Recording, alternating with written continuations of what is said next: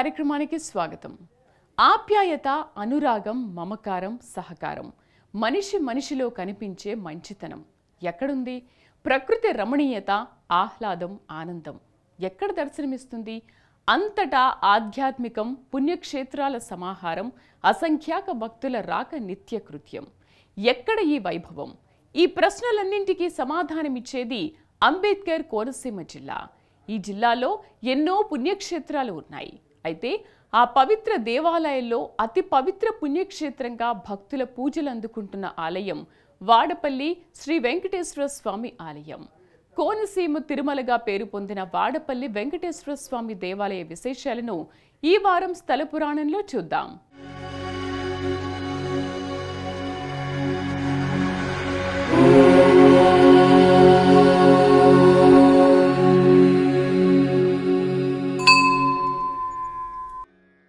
ప్రకృతి అందాల శోభాయమాన సీమ కోనసీమ. కోనసీమ తిరుమలగా పేరుగాంచిన ప్రముఖ పుణ్యక్షేత్రం వాడపల్లి.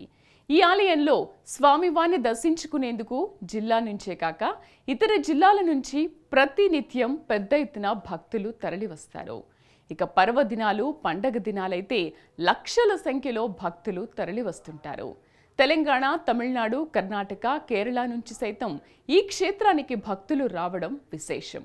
ప్రతి ఏటా నిత్యోత్సవాలు, పక్షోత్సవాలు, మాసోత్సవాలు ఎన్నో జరుగుతుంటాయి. అయితే ప్రతి సంవత్సరం అట్టహాసంగా జరిగే స్వామివారి పవిత్రోత్సవాలు, కళ్యాణోత్సవాల సమయంలో ఇక్కడ భక్తజన వరద ప్రవహిస్తుంది.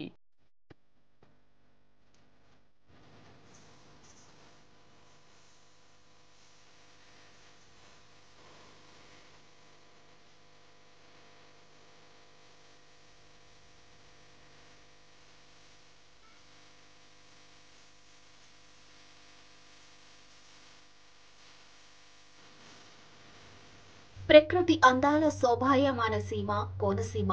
కోనసీమ తిరుమలగా పేరుగాంచిన ప్రముఖ పుణ్యక్షేత్రం వాడపల్లి. ఈ ఆలయంలో స్వామివారిని దర్శించుకునేందుకు జిల్లా నుంచే కాక ఇతర జిల్లాల నుంచి ప్రతినిత్యం పెద్ద ఎత్తున భక్తులు తరలి వస్తారు. ఇక పర్వదినాలు, పండుగ దినాలు అయితే లక్షల సంఖ్యలో భక్తులు తరలి వస్తుంటారు. తెలంగాణ, తమిళనాడు, కర్ణాటక, కేరళ నుంచి సైతం ఈ క్షేత్రానికి భక్తులు రావడం విశేషం. ప్రతి ఏటా నిత్యోత్సవాలు, పక్షోత్సవాలు, మాసోత్సవాలు ఎన్నో జరుగుతాయి. అయితే ప్రతి సంవత్సరం అట్టహాసంగా జరిగే స్వామివారి పవిత్రోత్సవాలు, కళ్యాణోత్సవాల సమయంలో ఇక్కడ భక్తజన వరద ప్రవహిస్తుంది.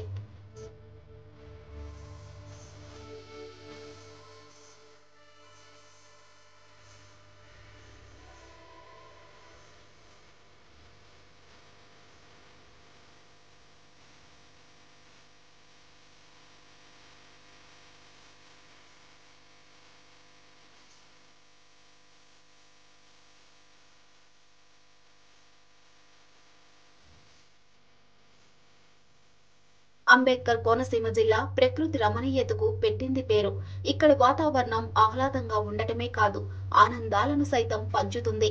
మంచి మనసులు గల మనుషులుగా జిల్లా వాసులకు పేరుంది. ప్రేమానురాగాలు పంచటంలో వారికి వారే సాటి. ఇంతటి విశేష ప్రాధాన్యం సంతరించుకున్న ఈ జిల్లాకు ఆధ్యాత్మికంగా ఎంతో పేరు ఉంది.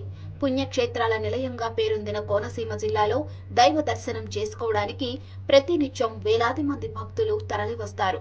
అయితే ఈ పుణ్యక్షేత్రాల్లో అగ్రగామిగా ఉన్న వాడపల్లి వెంకటేశ్వర స్వామి ఆలయానికి దేశం నలుమూలల నుంచి పెద్ద ఎత్తున భక్తులు తరలివస్తారు.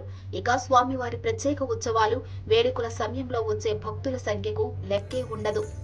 ఓం జ్ఞానానందమయం దేవం నిర్మల స్ఫటికాకృతిం ఆధారంధర విద్యానామహి గ్రీవాస్మై శ్రీ లక్ష్మీ గ్రీవాయ నమః.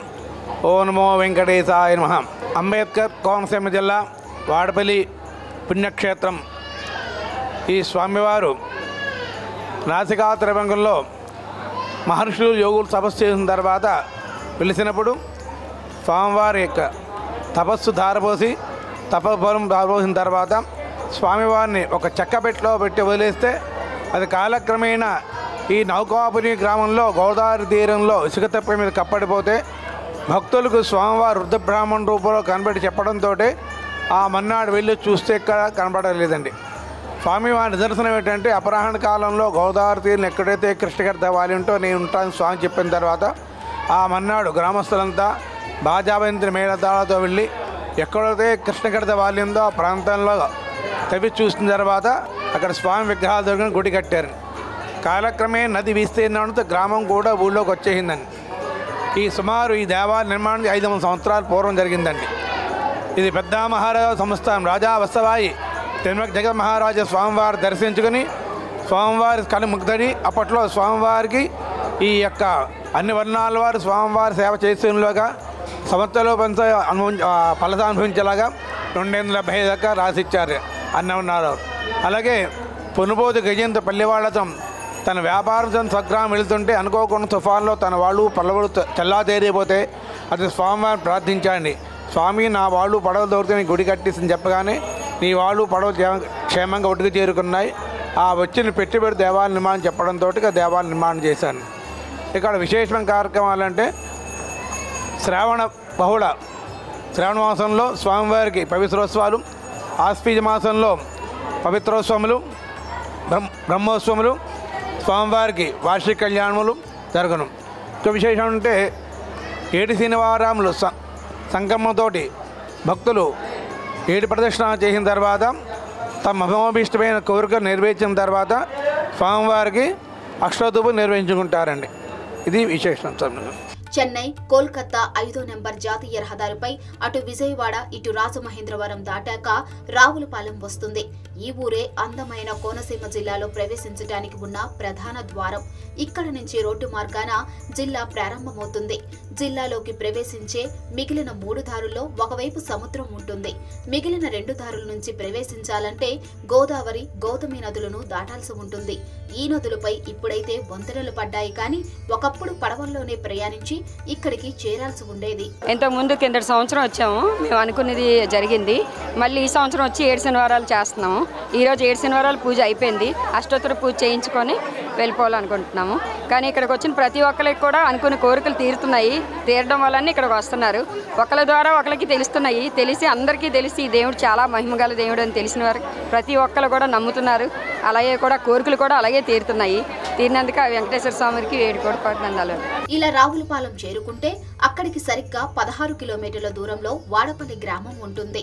చుట్టూ పచ్చని పొలాలు, కొబ్బరి తోటలు, పక్కనే పారుతున్న గోదావరి పాయల పిల్ల కాలువలు, ఇవన్నీ సినిమాల్లో చూపించే అందాలే కాదు, ఆ దేవదేవుడు జిల్లాకు ఇచ్చిన వరమని భక్తులు భావిస్తారు. దైవం మానుష రూపేనే అనేది పురాణ వాక్కు. కోనసీమ జిల్లాను చూస్తే ఈ వాక్కుతో పాటు దైవం ప్రకృతి రూపేణ అనే వాక్కును జోడిస్తారు. శ్రీనివాస్ అండి, మాది విలసవెల్లి గ్రామం, ఉపలగుత్తం మండలం విలసవెల్లి గ్రామం. మాకు చాలా కాలం లేక ఈ కోనసీమ మా బాబు పుట్టాడు. అంటే గతంలో వచ్చి ఇక్కడ బాబు పుట్టాలని ఈ కోనసీమ తిరుమల అయినటువంటి వాడపల్లి గ్రామంలో వెంకటేశ్వర స్వామికి వచ్చి మొక్కుకుంటే మా బాబు పుట్టిన కారణంగా ఈరోజు వచ్చి 7 రకాలైనటువంటి తులాభారం ఇస్తామని చెప్పి మొక్కుకున్నాం. ఆ కార్యక్రమం ఈరోజు పూర్తి చేయడం జరిగింది భగవంతుని దయ వల్ల. ఆ 7 రకాలు ఏమిటంటే, ఒకటి పటిక బెల్లము, స్వీట్ లడ్డు, బియ్యం, ఫ్రూట్సు, పువ్వులు, కాయిన్స్ అన్నీ కూడా ఈ స్వామివారికి సమర్పించుకోవడానికి ఈరోజు మేము వచ్చాము. ఆ కార్యక్రమం చాలా దిగ్విజయంగా జరిగినందుకు చాలా ఆనందిస్తున్నాం. ఆ స్వామివారి దయ వల్ల మా బాబుకి మంచి భవిష్యత్తు కల్పించాలని ఆశిస్తూ సెలవు తీసుకుంటాం. అఖిలాండ కోటి బ్రహ్మాండ నాయకుడు, సకల భువన సంరక్షకుడు, దేవాది దేవుడు శ్రీ వెంకటేశ్వరుడు. కలియుగ ప్రత్యక్ష దైవం శ్రీ వెంకటేశ్వర స్వామి కొలువయ్యున్న అతి పవిత్ర పుణ్యక్షేత్రం తిరుమల కాగా, కోనసీమ తిరుమలగా వాడపల్లి వెంకన్న క్షేత్రం పేరు ప్రఖ్యాతులు సంతరించుకుంది. దేవదేవుడు వెంకటేశ్వర స్వామి కొలువైయున్న వాడపల్లి పుణ్యక్షేత్రానికి దివ్య చరిత్ర ఉంది. ఆలయ చరిత్ర ప్రకారం తపోదీక్ష కోసం ఈ ప్రాంతానికి కొందరు ఋషిపుంగవులు వచ్చారు. అయితే ఇక్కడ ఎన్నో రీతుల్లో మానవులు పడుతున్న ఈతిబాధలను చూసిన మహర్షులు కలియుగ దైవం శ్రీ వెంకటేశ్వర స్వామిని ప్రార్థించి ఈ ప్రజల ఈతిబాధలు తీర్చమని వేడుకుంటారు.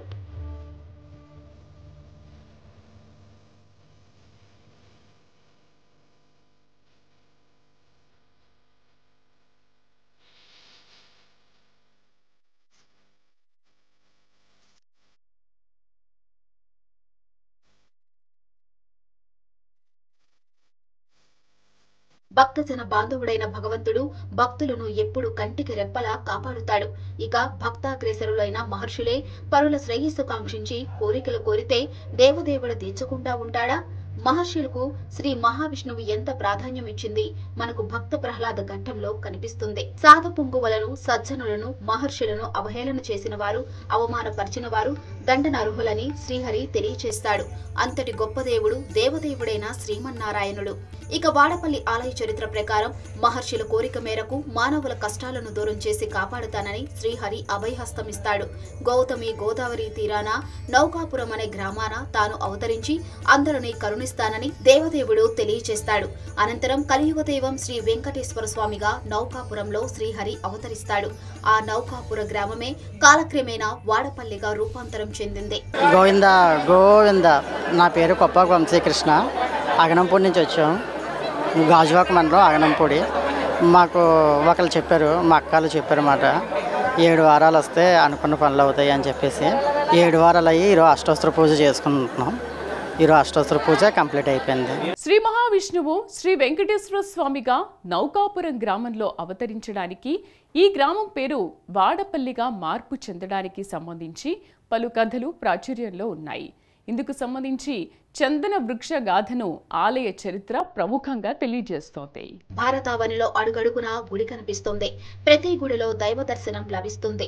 ప్రతి గుడికి సంబంధించి ఓ ఆలయ చరిత్ర ఉంటుంది. వాడపల్లి వెంకటేశ్వర స్వామి ఆలయానికి సంబంధించి చందన వృక్ష గాథ ప్రముఖంగా వినిపిస్తుంది. ఇప్పటి వాడపల్లి గ్రామమే అతి పురాతన కాలంలో నౌకాపురం. ఈ గ్రామానికి సమీపంలో గౌతమి నది ఉంది. ఒక రోజున ఈ నదిలో చందన వృక్షం ఒడ్డుకు కొట్టుకు వచ్చింది. ఈ ప్రాంతవాసులు ఆ చందన వృక్షాన్ని ఆసక్తిగా తిలకించారు. అయితే ఆ చందన వృక్షం కొంతసేపు కనిపిస్తూ కొంతసేపు మాయమై దోబూచులాట ఆడటంతో ఆ గ్రామ ప్రజలు ఆశ్చర్యానికి గురయ్యారు.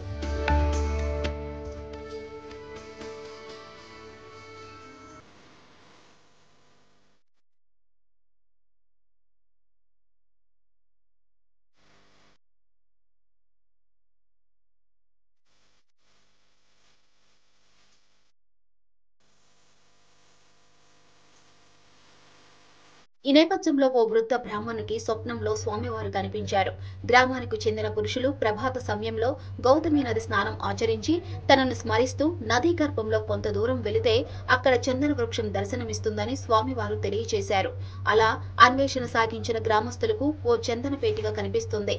అందులో శంఖ చక్ర గదాధరుడైన శ్రీ వెంకటేశ్వర స్వామి లక్ష్మీమాత సమేతంగా దర్శనమిచ్చినట్టు ఆలయ చరిత్ర చెబుతుంది. శనివారం కార్యక్రమాల నాడు భక్తులకు రాష్ట్రమే కాకుండా విదేశాన్ని కూడా వచ్చి స్వామివారి మహిమలు తెలుసుకుని వారి యొక్క కోరిక నెరవేర్చుకునేలాగా స్వామివారి యొక్క ప్రదర్శన చేసుకుని పూలు నిర్వహించుకుంటున్నారండి. శ్రీ వెంకటేశ్వర స్వామి కొయ్య విగ్రహ రూపంలో దర్శనమిచ్చే ఏకైక క్షేత్రంగా వాడపల్లిని చెబుతుంటారు. ఎర్ర చందన చెక్కతో స్వామివారి విగ్రహాన్ని రూపొందించడంతో స్వామివారిని చందన స్వరూప స్వామిగా ఆరాధిస్తారు. ఎర్ర చందనంతో కొయ్య విగ్రహంగా స్వామివారి దర్శనమిచ్చే దివ్య పుణ్యక్షేత్రం వాడపల్లి. దేశంలోనే ఈ తరహా విగ్రహం లేదని, ఇక్కడ స్వామివారిని చందన స్వరూప వెంకటేశ్వర స్వామిగా భక్తులు కొలుస్తారని ఆలయ పెద్దలు తెలిపారు. నేను శ్రీకాకుళం జిల్లా హెడ్ క్వార్టర్ నుంచి వచ్చాను. 7 వారాల వెంకటేశ్వర స్వామి గురించి విన్నాను. విని 7 వారాలు వచ్చి తర్వాత 7 వారాల తర్వాత అష్టోత్తర పూజ కోసము స్పెషల్ పూజ కోసం వచ్చాము. మాకు చాలా సంతోషం అనిపించింది. ఈ 7 వారాలు ఎలా గడిచాయో తెలియకుండా గడిచిపోయాయి. అలాగే ఈ వెంకటేశ్వర స్వామి మహిమ ఎన్నో విధాలుగా ఉపయోగపడింది అనుకుంటున్నాను. నా కష్ట నష్టాలన్నింటినీ కూడా స్వామివారు తీర్చారనే నేను భావిస్తున్నాను. నేను ఈ గుడికి రావడం నా పూర్వజన్మ సుకృతంగా భావిస్తూ నేను చాలా సంతోషిస్తున్నాను. ఈ గుడికి రావడం నా ఎన్నో జన్మల పుణ్యఫలమని భావిస్తున్నాను. ఎందరో భక్తులకి మార్గదర్శనమయ్యి ఈ ఎన్నో జిల్లాల నుంచి చుట్టుపక్కల చాలా దూరం నుంచి కూడా భక్తులు వస్తున్నారు. అలాగే మేము కూడా వచ్చాము ఇక్కడికి తెలుసుకొని మాకు చాలా సంతోషం అనిపించింది. రాజమహేంద్రవరానికి సమీపంలో గౌతమి నది పరవళ్లు తొక్కే ప్రాంతాన ప్రకృతి మాత సన్నిధిలో నెలకొని ఉన్న వాడపల్లి వెంకన్న ఆలయం ఎంతో విశిష్ట దేవాలయమని భక్తులు చెబుతారు. శ్రీ మహావిష్ణువు వాహనం గరుడు. గరుడు వాహన ఘనతను తిరుమల చరిత్ర ఘనంగా వివరిస్తుంది. వాడపల్లి ఆలయ చరిత్ర ప్రకారం వృద్ధునికి స్వామివారు కలలో కనిపించి గరుడు పక్షి వాలిన చోట చందన పీఠిక లభిస్తుందని చెబుతారు. స్వామివారి వృద్ధునికి తెలియజేసిన స్వప్న వృత్తాంతం ప్రకారం గ్రామస్తులకు చందన పీఠిక కనిపించడం, అందులో దివ్యమంగళ స్వరూపంతో స్వామివారి విగ్రహం దర్శనమివ్వడం జరిగింది. గాజువాక మండలం, విశాఖపట్నం జిల్లా. అంతా బాగుందని చాలా సంతోషం. దేవుడు ఏదో తెలుసుకొని వచ్చాం. 7 వారాలు పూర్తయిపోయి అందరూ ఏదో భగవంతుడు న్యాయం చేస్తాడని వచ్చాం సార్. అది భగవంతుడు మా కోరిక మన్నిస్తాడని వచ్చాం. వాడపల్లి వెంకన్నను స్మరించుకొని ఏదైనా సంకల్పం చేసుకుంటే తప్పక నెరవేరుతుందని ఆలయ పెద్దలు, అర్చక స్వాములు, భక్తులు తెలియజేస్తున్నారు. ఆలయంలో ప్రతి శనివారం జరిగే 7 వారాల నోము ఎంతో ప్రసిద్ధి చెందింది. ఓం శ్రీ గురుభ్యో నమః. హరివం జ్ఞానానందమయం దేవం నిర్మలస్ఫటికాకరం ఆధారం సర్వవిద్యానాం హయగ్రీవోపాస్మహే. శ్రీలక్ష్మీ హయగ్రీవాయ నమః. శ్రీ లక్ష్మీవల్లభారంభాం వికనామనమధ్యమాం అస్మదాచార్యవర్యందాం వందే గురుంబరంబరాం సవతస్మాదారకం తస్మై సమస్తవేదారథం శ్రీమద్వికనుగురవే నమః. కోనసీమ జిల్లా ఆత్రేయపురం మండలం వాడపల్లి క్షేత్రం 7 శనివారాల వెంకన్న దర్శనం 7 జన్మల పుణ్యఫలం. స్వామివారు ఏకైక ఎర్రచందన విగ్రహ రూపంలో ఉన్న స్వామివారు పూర్వం సనక సనంద మహర్షులు స్వామివారి యొక్క దర్శనార్థం చెప్పేసి ఒకసారి వైకుంఠానికి వెళ్తే స్వామి రాబోయే దశలో కలియుగంలో మానవ మాతులు అరాచకాలతోటి వ్యాధులతోటి ఉంటారు, పెద్దల యందు భక్తి గౌరవాలు చూపెట్టరు, ఆచార్యహీనలో ఉంటారని చెప్పేసి ఆ మహావిష్ణుమూర్తితోటి విన్నపాలు వినిపించుకుంటే వారికి ఒక తరుణోపాయం చెప్పి ఈ భూలోకవాసులేక వారి పాపపుణ్యాలు పోగొట్టడం కోసం కలియుగంలో 4 చోట్ల వెలుస్తారని చెప్పేసి 3 చోట్ల సలహా విగ్రహ రూపంలో, ఒకటేమో ఎర్రచందన విగ్రహ రూపంలో గౌతమి తీరాన నౌకాపురి అని చెప్పేసి అనే గ్రామంలో వెలుస్తుంటే ఈ వాడపల్లి క్షేత్రం పేరు పూర్వనామధేయం నౌకాపురి అని చెప్పేసి నామధేయం. నౌక అంటే అల్లా వాయింది వాడపల్లి క్షేత్రం కింద ఏర్పడింది. ఈ గ్రామంలో వెలుస్తుంటే ఈ స్వామి ఏం చేశారంటే ముందుగానే అవతారం తీసుకుని నాసికాత్రయంబకం గోదావరి పుట్టిన చోట ఎర్రచందనం అని చెప్పేసి అని వృక్ష రూపంలో ఒక మూర్తివంతాన్ని తాను ఏర్పరచుకుని దేవతలు కానీ మహర్షులు కానీ కలియుగంలో మానవ మాతులు కానీ ఎవరూ చెక్కబడకుండా ఆ ప్రతిరూపానికి ఏం చేస్తారంటే మహర్షులు అర్చనారకంగిరియాలు పూర్తి చేసి ఒక చందన పీఠకులో పడుకోబెట్టేసి నదిలో వదిలిపెట్టారు. అది అలాగా కాలక్రమేణా ఈ గ్రామంలో వచ్చేవాడికి ఇసుకలో కప్పడిపోతే ఒకరోజు గ్రామస్తులకి భక్తులకి స్వప్నంలో కనబడి నేను ఇసుకలో కప్పడిపోయి ఉన్నాను, నన్ను తీసి ఆలయ నిర్మాణ అర్చనారకంగిరియాలతో నన్ను కొలుస్తూ తరించండి అంటే వీరు అరుతూ వెళ్తే వారికి ఎక్కడ కనబడకపోతే వారి నిరాశతోటి వెనక్కి తిరిగి వచ్చేసారు. ఒకరోజు ఒక వృద్ధ బ్రాహ్మణ యొక్క కల్లో కనబడి నన్ను దర్శించడం కారణం ఈ కలియుగ ప్రభావం వల్ల, కలికలమషం వల్ల స్నాన సంధ్యావందనాలు చేయకుండా వచ్చారు, మీరు శుచిగా రాలేదంటే ఎంత అపచారం చేస్తుందో తెలుసుకుని నా నిదర్శనం ఉంటుంటే ఎక్కడోటే కృష్ణక్రద్ద వాలి ఉంటుందో గరుడ పక్షి అక్కడ ఉంటానని చెప్పేసి ఆ వాళ్ళని తోట వెళ్ళి తవ్వి చూడగా ఒక చందన పీఠిక లభించింది. వాడపల్లిలో వెలిసిన నిలువెత్తు శ్రీ వెంకటేశ్వర స్వామిని దర్శిస్తే తిరుమలలో వేంచేసిన కలియుగ దైవాన్ని దర్శించుకున్నట్లే అని పండితులు చెబుతారు. అందుకే ఈ దేవాలయానికి, ఈ గ్రామానికి కోనసీమ తిరుమల అని పేరొచ్చిందని స్థానికులు తెలియజేస్తున్నారు. తిరుమల వెళ్లి ఆ స్వామిని దర్శించుకోలేని వారు వాడపల్లి శ్రీ వెంకటేశ్వరుని దర్శించుకుని తిరుమల అనుభూతిని పొందుతూ ఉంటారు. ఎన్నో ప్రత్యేకతలు ఉన్న వాడపల్లి పుణ్యక్షేత్రాన్ని వర్ణించడానికి మాటలు చాలవని అర్చక స్వాములు, భక్తులు తెలియజేస్తున్నారు. వాడపల్లి వెంకన్న తీర్థం అంటే భక్తులు ఉప్పొంగిపోతారు. వాడపల్లిలో అన్ని ప్రత్యేకమే. ఇక్కడ స్వామివారి విగ్రహం, జరిగే ఉత్సవాలు, వేడుకలు, తిరుమలకు వెళ్లలేని భక్తులు ఇక్కడ స్వామిని దర్శించుకొని ఆ అనుభూతి పొందటం, ఇలా ఎన్నో ప్రత్యేకతలు ఈ పుణ్యక్షేత్రంలో కనిపిస్తాయి. అసాంఖ్యక భక్తులతో నిత్యం కలకలలాడే వాడపల్లి శ్రీ వెంకటేశ్వర స్వామి పుణ్యక్షేత్రం గురించి చెప్పడానికి, వర్ణించడానికి మాటలు చాలవని అర్చక స్వాములు, భక్తులు చెబుతారు. అమలాపురం నుంచి చాలామంది వస్తున్నారు. ఈ వాడపల్లి వెంకటేశ్వర గుడికి 7 వారాలు వస్తే అన్ని పనులు అవుతున్నాయని చాలామంది చెప్పడం జరిగింది. మా పిల్లలు కూడా, మా బాబు ఉద్యోగం కోసం కూడా 7 వారాలు రావడం జరిగింది. పని బాగానే అయ్యింది. మా బాబు పెళ్లి కోసం, అన్నిటి కోసం అనుకున్నాం. బాగానే అవుతుంది. వెంకటేశ్వర గుడి అని చుట్టుపక్కల ఊళ్ళో కూడా బాగా చెప్తున్నారు.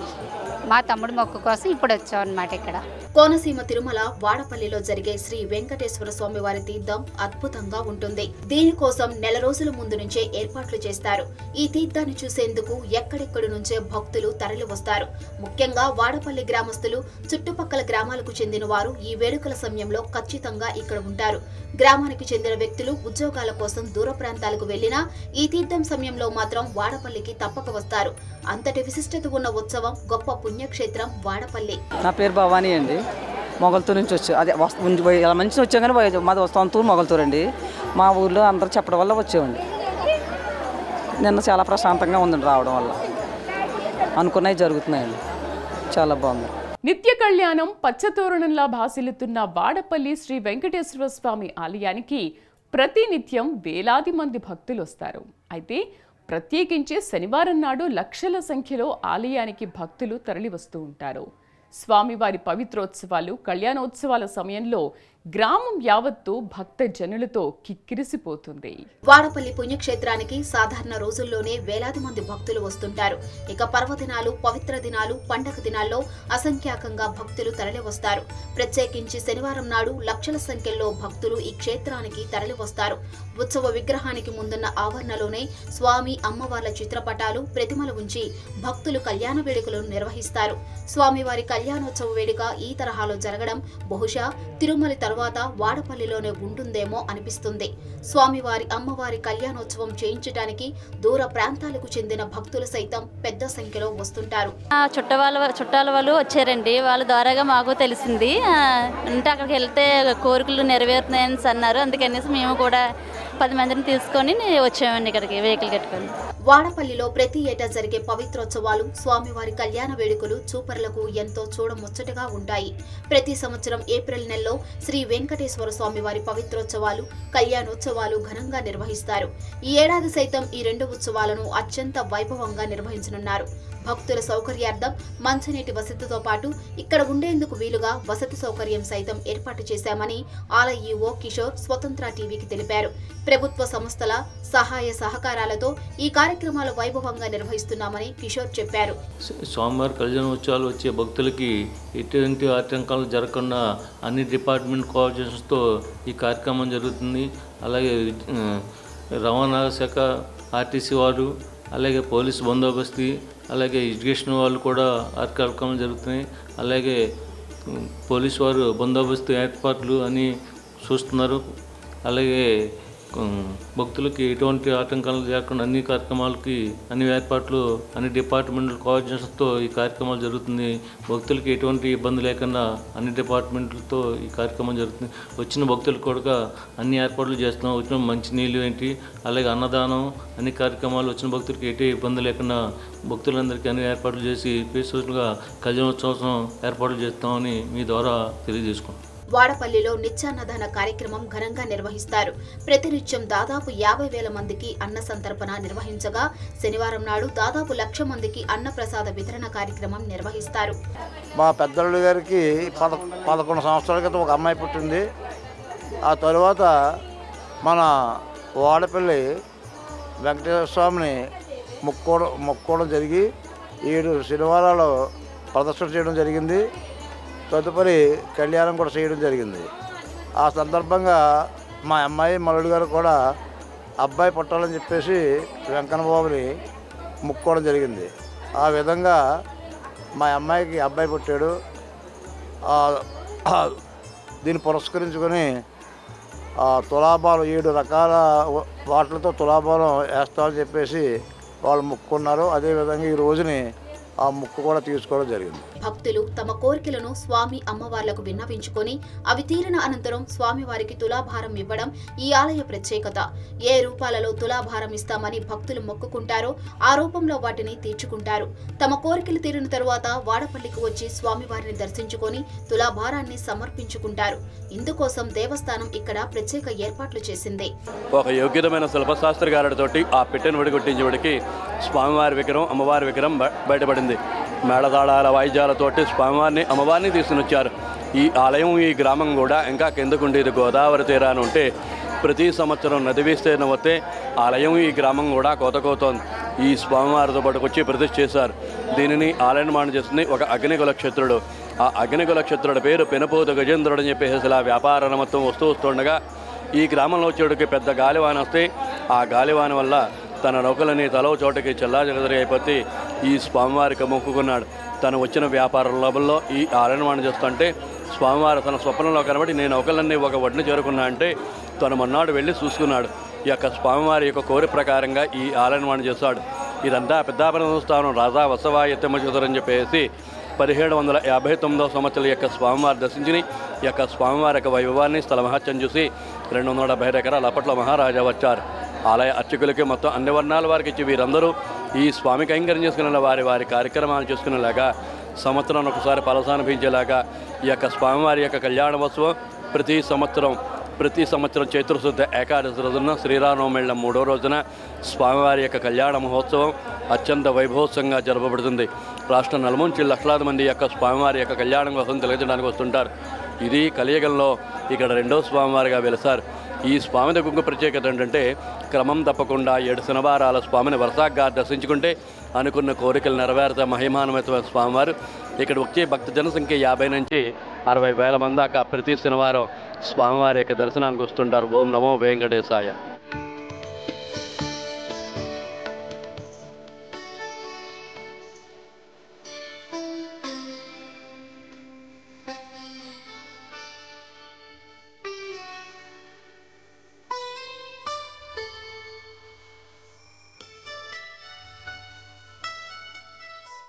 గౌతమి నది తీరాన వెలిసిన శ్రీ వెంకటేశ్వర స్వామి వారిని వరుసగా 7 శనివారాలు దర్శించుకున్న వారికి 7 జన్మల పుణ్యఫలం దక్కుతుందని భక్తుల విశ్వాసం. అటు ప్రకృతి పరంగాను ఇటు ఆధ్యాత్మికంగాను కోనసీమ అలరారడం ఇక్కడి వారు చేసుకున్న పురాకృత అదృష్టమని ఇతర ప్రాంతాల భక్తులు చెబుతుంటారు. ఇవి ఈ వారం స్థల పురాణం విశేషాలు. తిరిగి వచ్చే వారం మరో స్థల పురాణ కార్యక్రమంలో కలుద్దాం. అంతవరకు సెలవు. నమస్తే.